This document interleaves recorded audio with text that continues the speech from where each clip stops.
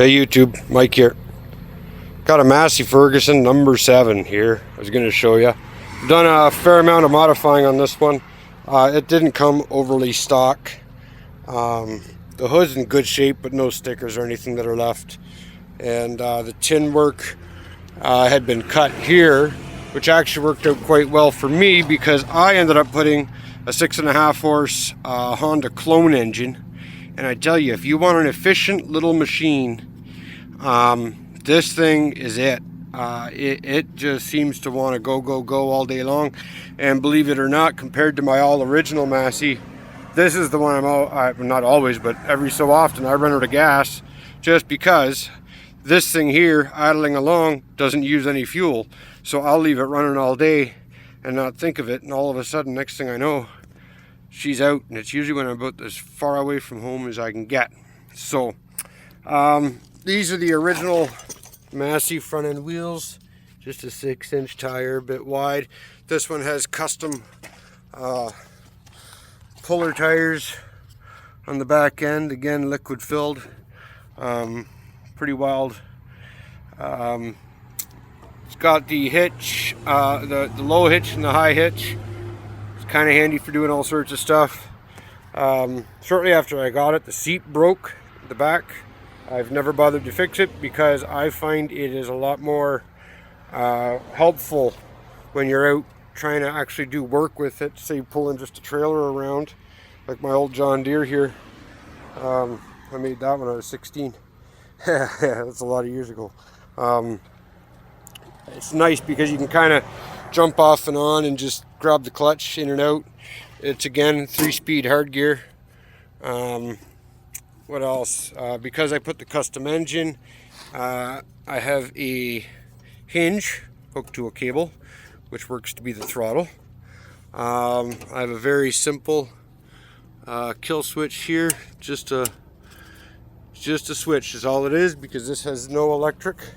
And of course we have the chrome stack. Now I'd like to start this for you right now, and I'm not going to do that because I'm in the middle of an oil change. But I'll show you how this setup works.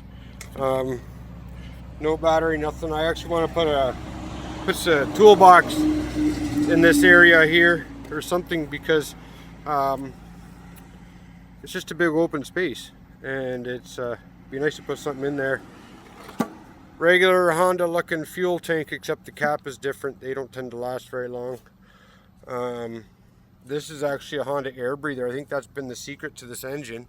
When I first got it, I changed the throttle linkage over. I had put it on a rototiller, and the throttle that these came with were all one piece on the motor, and the Hondas do the same thing.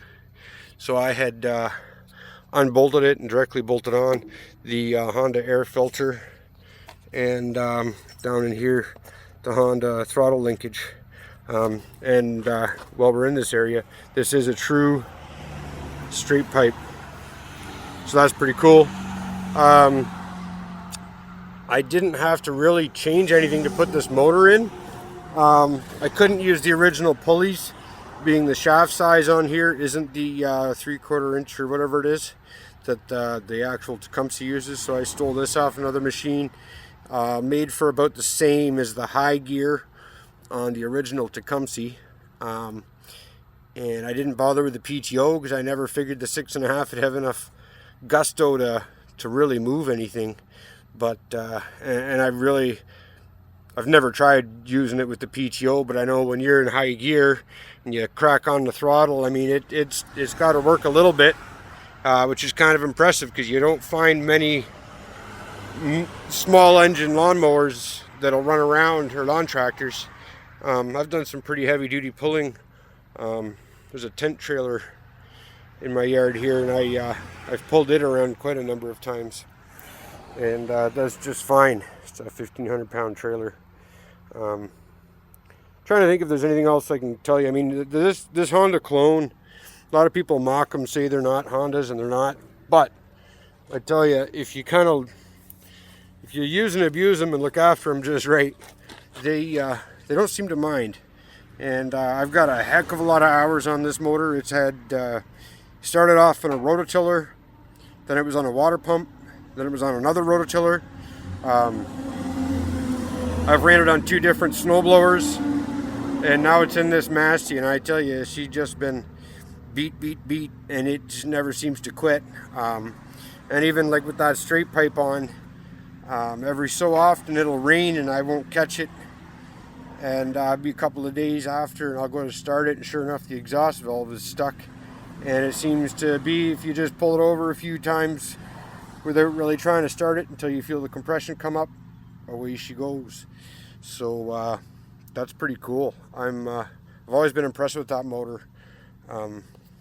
So the other thing I was going to show you here is I have readjusted, I've set this clutch up so that I can reverse the springs in the rear end, and with this pin I can basically swing it around and it comes, and on this pedal here there's a piece that'll go in, and what that does is it I can set it up as a dead man's clutch for when the kids want to ride it. So basically they have to be holding it down to engage the clutch, and when they let up the brakes come on.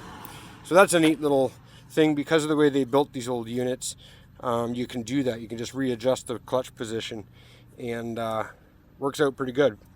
Let me know what you think. Hope this hope this gives somebody ideas. Like I say, if you ever find one of these old Masseys, grab it. They're a pile of fun. They're a hoot. And if you're just moderate with them, even a little bit extreme, they don't seem to die.